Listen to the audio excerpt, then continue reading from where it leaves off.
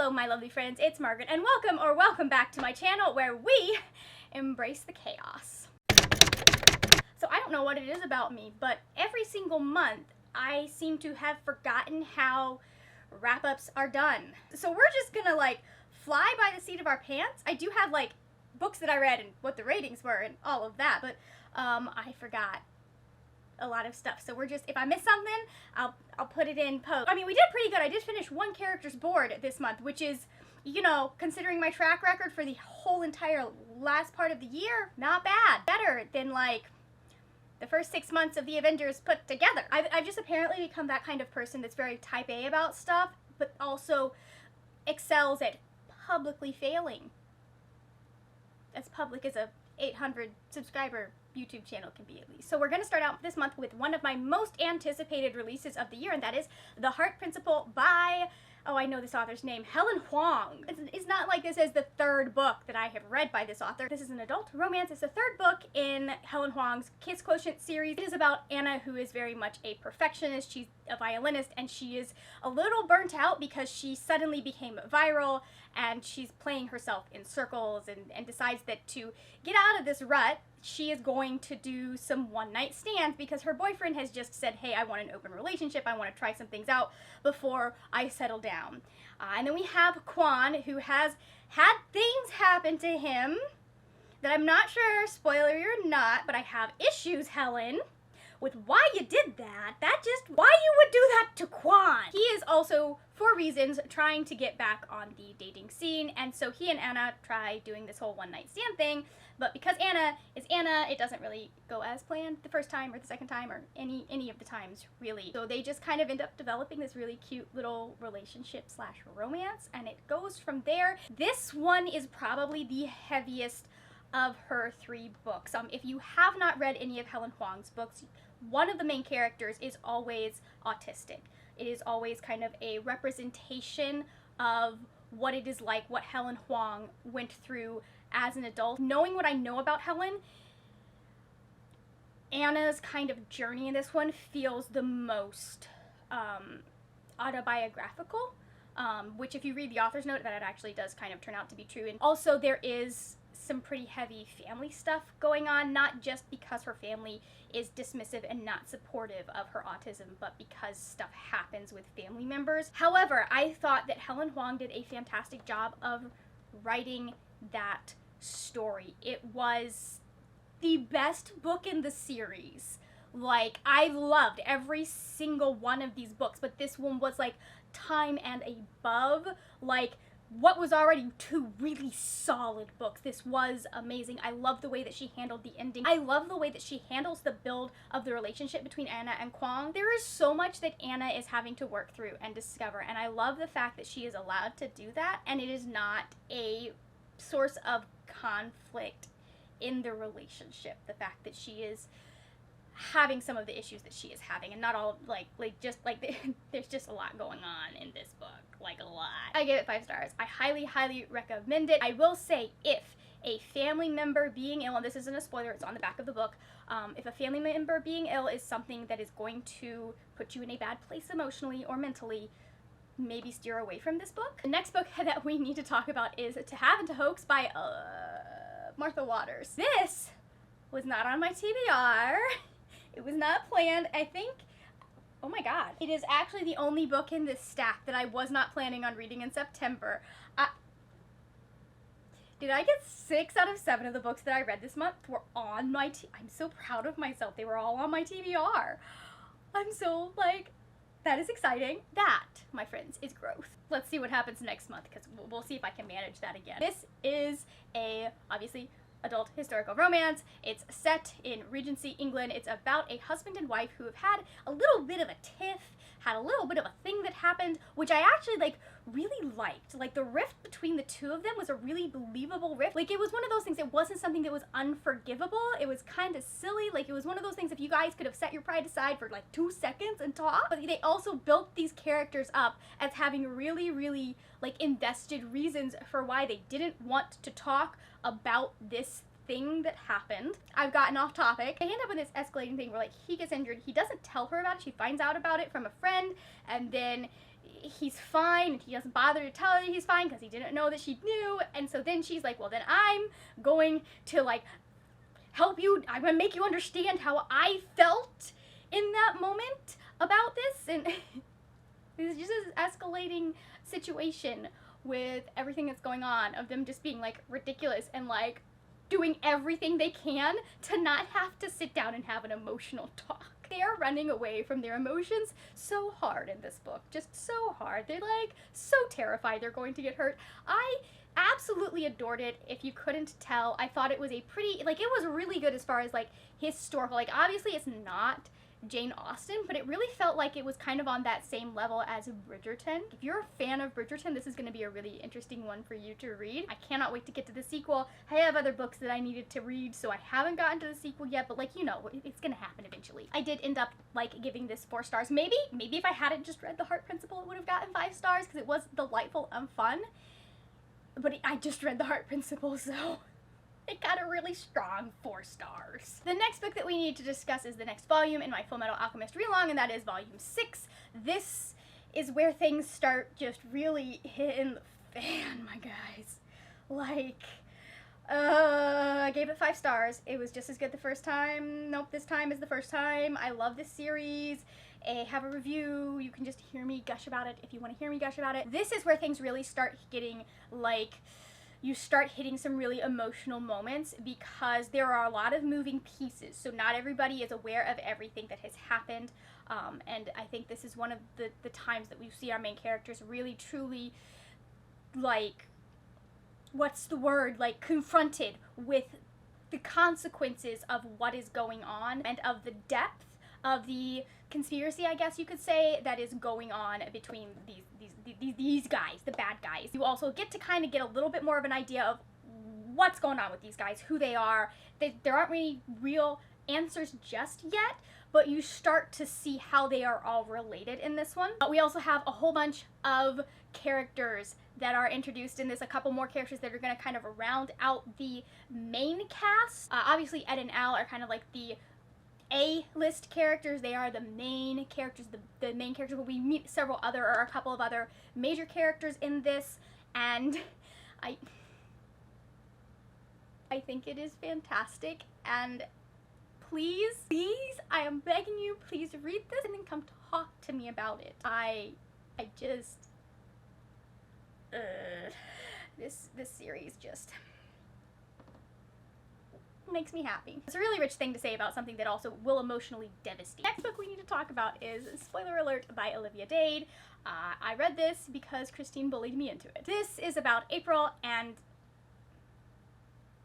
Marcus. This is about April and Marcus, and Marcus is an actor on a show that is kind of like the equivalent of Game of Thrones, and they do that really dumb Hollywood thing where even though it's set in ancient Rome, they have him in like 14th century armor, and I'm just like, guys. And they actually do give you an in-world, like, reason why they do that, and it is the dumbest, most Hollywood in-world reason. Anyways, he's on this huge hit show, but he also is not happy with some of the writing because they got to the end of the books and the show just takes a downhill turn. Not sounding familiar to anyone, is this? He's kind of online in this fan fiction server where they talk about his character and his ship and how he thinks things should go. And then you have April, who is also in this fanfiction server, and just so happens they are the best of buddies in this fanfiction server. She's in this like whole I'm gonna like reinvent myself kind of phase, I guess, where she decides that she is going to, in a effort to like put more of herself out there and to be less ashamed of the fact that she is in fandom,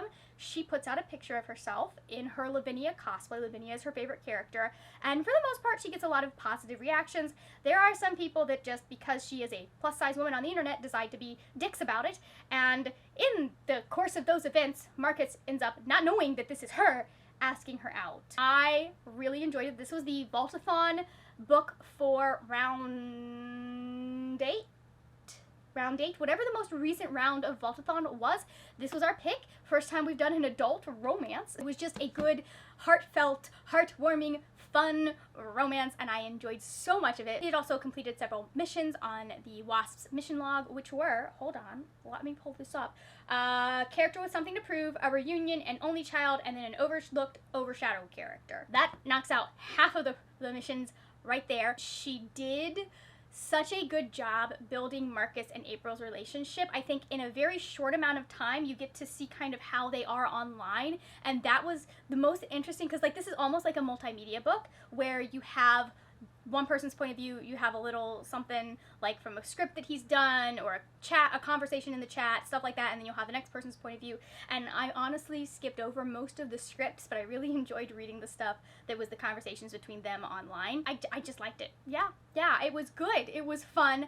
I enjoyed reading it. I think that it covered, it really did a good job of like covering a variety of topics and covering them well in like that, like there was not too much, there was not too little. There's this kind of perfect build towards a confrontation that April has been needing to have with people in her life for a long time. They also have these really complex, loaded backstories that you get to see how they affect them and how they made them into the people they are today, but not necessarily, like, it's not that they held them back. You know, this isn't about April coming to love herself as a fat woman. She's already like, I'm fat, deal with it. I'm perfectly happy in the body that I have. So I liked how that was done, like how we've already, like, the journey that would probably be the journey in most romances is not the journey they're having. It's having to be in a relationship and realizing how, even though maybe you've dealt with or moved past some of those things, how those things still affect you and come into the relationship, and then going, okay, so how do I, like, it's just,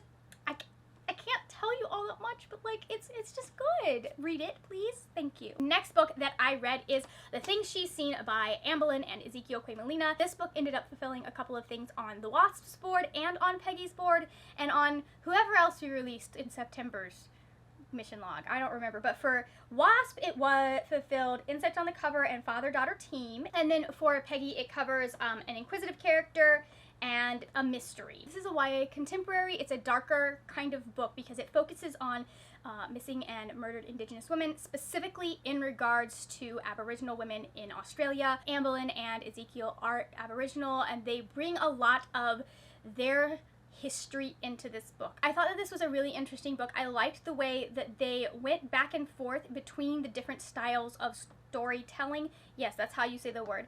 Because you have Beth, who is the main character, and she's trying to help her father solve this mystery. Beth is dead. She is a ghost, and she's just been kind of hanging around because she doesn't know what else to do because she's still here. She's trying to help her father move on and not really make any effort on herself to move on, but they're trying to figure out this death that has happened because there is a body that has been found in this home that was burned down. He's been called in because like it's a smaller town, but like they need some government oversight for reasons that are explained in the book. We also follow Catching, who is telling her story to Beth and her dad because her dad thinks Catching may be able to bring some insight into what happened in this children's home when it burned down. I really, really liked the metaphors and the way that Catching's story went. It's told in verse. I liked the way that it kind of shows how sometimes to talk about things, you have to talk about them in a way that is not necessarily like head on and blunt. Sometimes you have to work through to tell your story. Now, Beth did bug me a little bit because I felt like she's supposed to be 15 and a half. She felt a little juvenile. I actually started it like kind of confused because I thought it was a YA book from what I'd heard, and then I'm listening to her and I'm feeling more like it's a 12, 13-year-old talking about it, which fine, like I think a 12, 13-year-old could have definitely done this story as well, but that was kind of like something that grated as I was reading it because the fact that you're trying to get me to believe that she's 15, and yet I feel like I'm talking to like a child. And then the other thing, I do feel like we tried to do a couple of things as far as genre goes, and like we needed to commit to one or the other. There were some elements that were paranormal, but they didn't come in until later in the book. There were some elements that were like the mystery story, but then I felt like the mystery story kind of got dropped a little bit. I can definitely see why this is going to get to some people, especially if you are someone who finds catharsis in reading books about grief and about people who are grieving. I understand how that can be a hopeful ending for some people.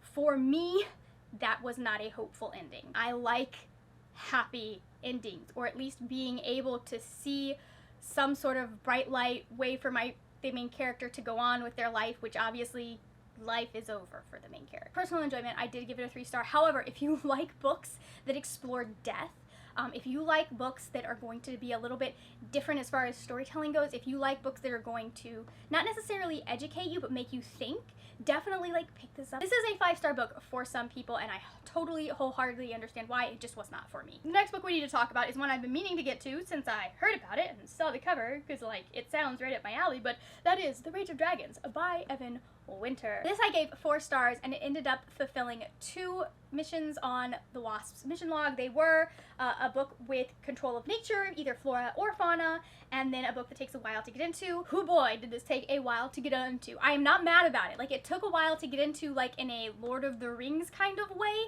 not in a this book is so freaking boring kind of way. Like, I was not like bored I was intellectual, even at the parts where like I'm not invested yet, I was still intellectually engaged during the book. So this is about Tao, and he lives in a very hard world to describe, but leave it to say his people are continually at war with another people. I don't remember the name of either of their tribes at this point. All I know is that a long time ago, they don't use the word years, they use the word cycles. I'm not entirely sure how long a cycle is, but a long time ago, his people, because they had to leave their land, ended up showing up on this other land, and there has been conflict with the people who were indigenous to that land ever since. There is a magic system. They have these people who are called the Gifted, who are able to do various things as far as like controlling animals, controlling humans. They're able to there's a lot. Tao, at the very beginning of this book, ends up losing his father, and so this whole book is about him training to be the person he needs to be to bring justice to the people who killed his father. Think Inigo Montoya, except without the catchy catch phrase.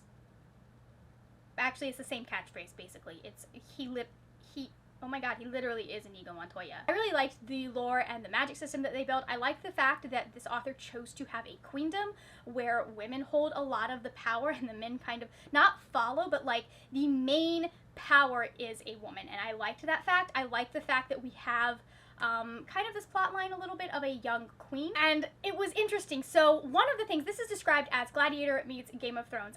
The one detractor for this book from me is it would have been nice to have a few more points of view than Tao, especially towards the beginning. I think we got a little bit into other people's heads later in the book, since it uses Game of Thrones as a comp title, which definitely, like, that's an accurate comp title. Like, they're sitting there. I would have liked a little more Game of Thrones when it came to points of view, in having more people in this world weighing in, because it's a lot. It's a lot of Tao through this book, and a lot of this mopey revenge. My father died. I have to be the best fighter. I'm going to do everything, including sacrifice my mental health in order to be able to do this.